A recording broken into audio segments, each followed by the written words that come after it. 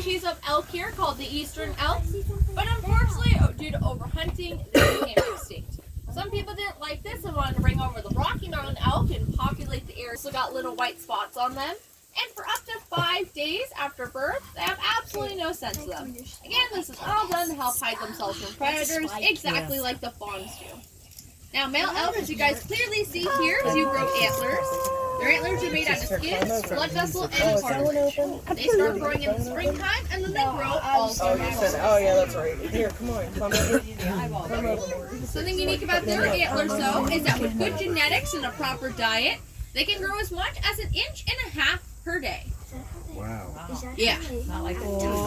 Also, they can weigh up to 40 pounds each. That is a lot of weight to be carrying up on your head. It's going to help keep their heads held up high, as you can clearly see here with this guy when he's not eating.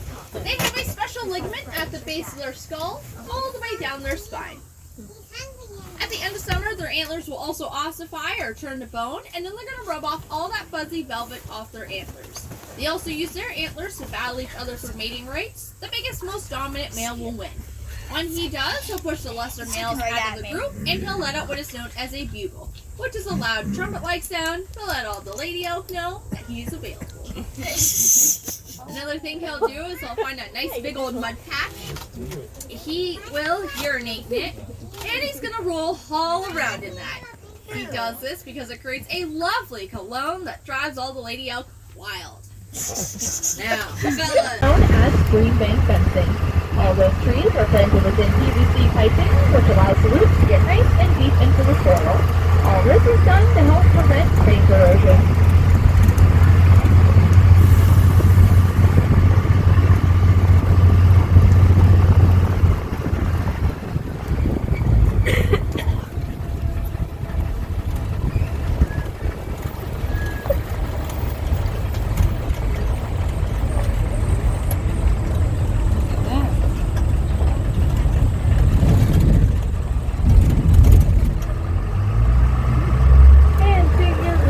Notice what we have here is known as an edge habitat.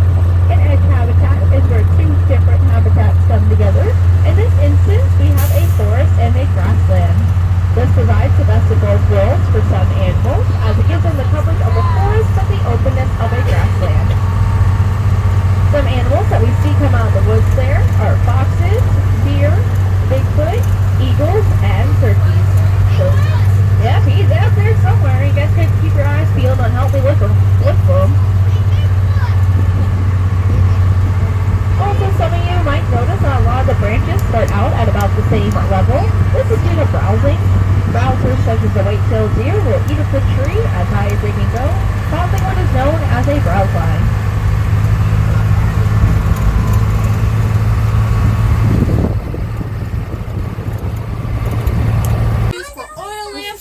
And other heating implements. But it turns out these guys are extremely lean.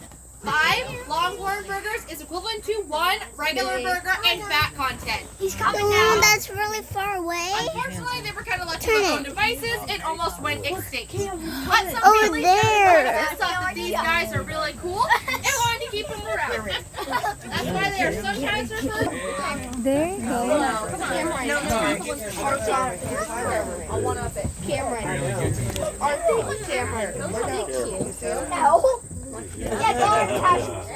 Oh, no. Alright, here. No. Here comes another one.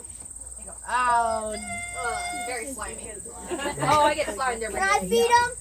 No, I can only feed them.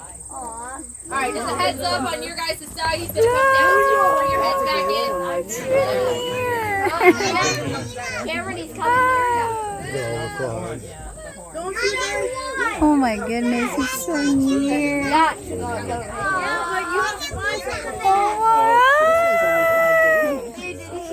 Oh, there's another one. Maybe.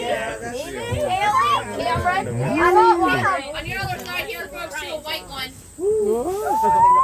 Come over. Well, she knows those, I think it's kind of... Female females do grow these long, beautiful horns. Just the females don't get quite as long as the males do. The longest that we've had here for a male is about 6 feet from tip to tip. That's a little bit longer than my wingspan. Oh my goodness. Now their horns are made out of keratin, which is the same thing as fingernails and hair. And yes, they are horns. They're going to stick with them throughout their entire lifetime. Has anybody got any questions? Pretty big. Ooh. That's my answer. There's nothing on it.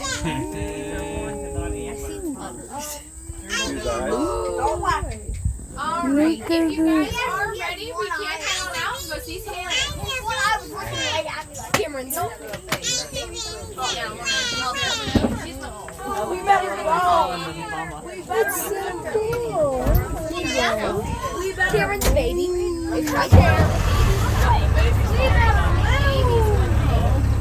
Cameron, the baby's right there. If you guys sit down, I'll be able to drive, and then we'll be right up next to the baby. Thank you. Again, just be aware on your right side. Ah, it's so near. Look at that. It's so near. My goodness. Woo! Oh my goodness. Oh! Clunk.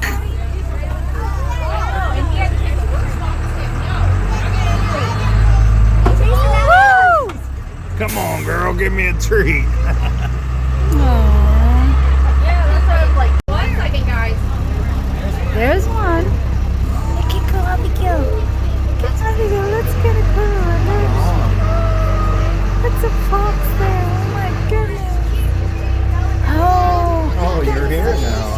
look at that. Look at that. A lot cooler than the zoo. Oh my goodness. It's getting. Oh my goodness. Hey. My.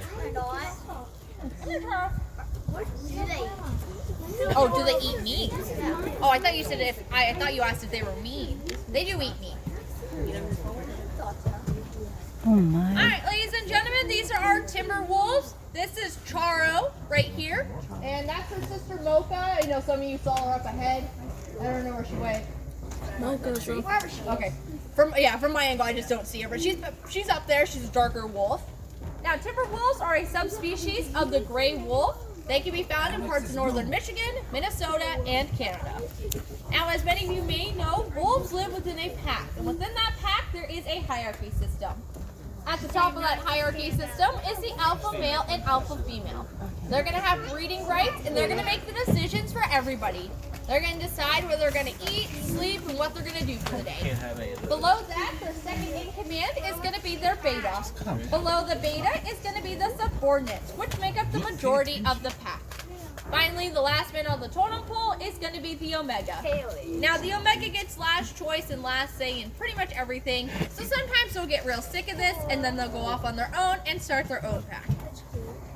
Now, as many of you also may know, wolves and domestic dogs are very closely related to each other.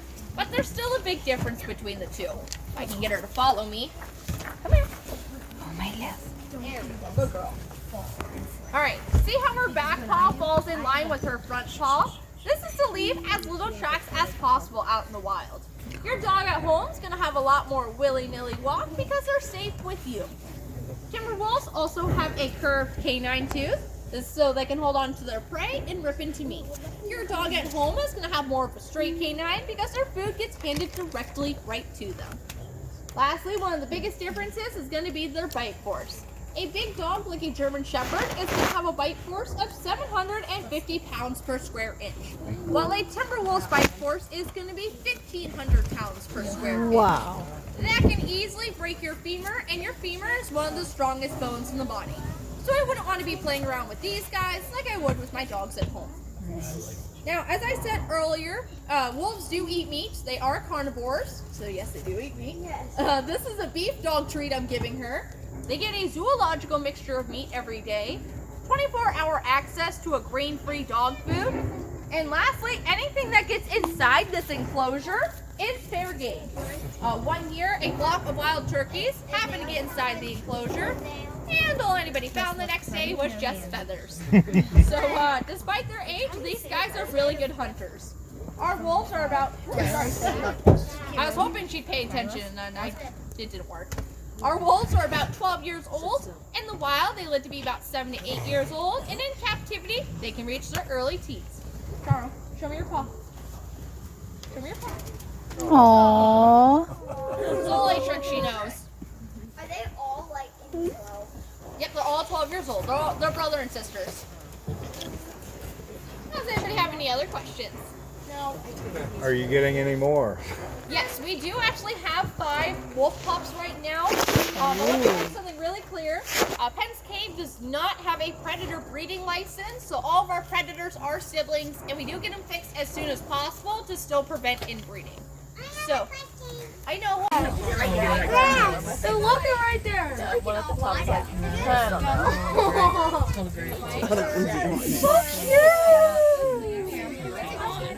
Oh, just don't think I can make it. He put his head up and he's like, nope.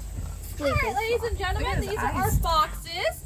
This is my best buddy Sly here, and that's his brother Swiper up there. He's very sleepy right now, so Swiper, don't swipe. yeah, I don't think he's gonna wake up and come down and swipe the food away. Now we actually got 6 foxes total in here. We got 4 red foxes and 2 gray foxes. To tell the difference between a red fox and a gray fox is the tips of their tail. A red fox is going to have a white tipped tail, and a gray fox is going to have a black tipped tail. Now, you guys are probably really confused at what you're looking at here. This is known as a silver fox. This is just a more melanistic form of the red fox, meaning that it has darker fur and darker skin. Now, a male fox is called a tod, a female is called a vixen, and their offsprings are called kits or pups. They can have about 3 to 5 per litter, sometimes 10, but that's pretty rare. Now, these guys are fully grown. They're about 5 years old. In the wild, they live to be about 5, and in captivity, they can reach their early teens. One reason why these guys don't live quite as long in the wild is due to their diet. As I said before, these guys are opportunistic omnivores, which means that they're going to eat their fruits and vegetables, but they're also going to eat meat. Whether it's roadkill, previously killed animals, or animals that they hunt. Sometimes this includes red meat, which unfortunately tends to upset their digestive system, causing them to get sick and not live as long.